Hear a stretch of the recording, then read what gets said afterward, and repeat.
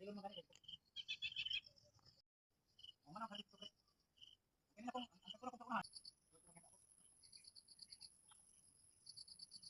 nga spray. Nindo tong gitawag na tong power spray.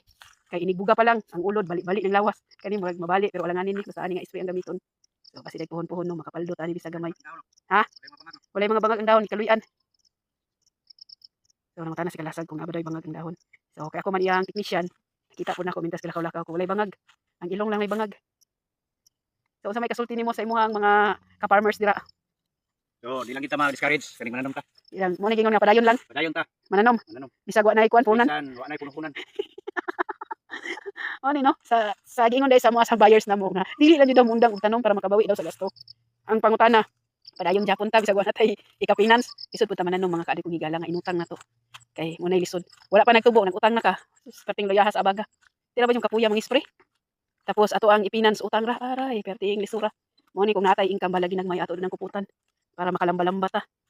So, karon di ay sa kabuntagon udto or hapon nga makita ninyo ako ang video karon labi sa among kaubanan nga mga farmers dira. Ilan ta kalimot og ampo og salig. Mura jud na. So, diri ta tama na among video kay mo girada pa mi og spray.